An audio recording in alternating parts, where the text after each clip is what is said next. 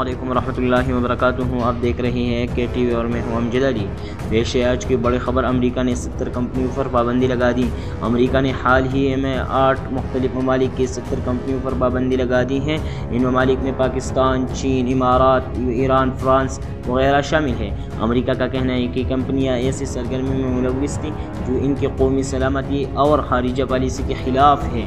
پاکستان کی 19 کمپنیاں بی پرہیز میں شامل. پاکستان کی 19 کمپنیوں کو بی اس پرہیز میں شامل کیا گیا ہے، لیکن ان کے نام اور تفصیلات ابھی تک مکمل طور پر سامنے نہیں آئی.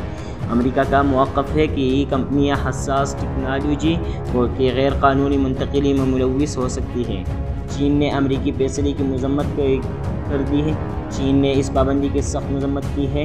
کہا ہے کہ امریکہ تجارتی معاملات کو سیاسی بنا رہا ہے. چین کا کہنا ہے کہ وہ اپنے اداروں کے حقوق کے تحفظ کے لیے جوابی اقدامات کرے گا.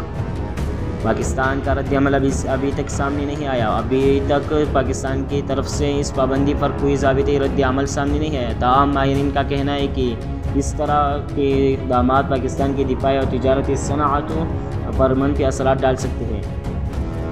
آپ مزید خبروں اور اپڈیٹس کے لیے دیکھتے رہیں کے ٹی وی اور میں ہوں امجد علی.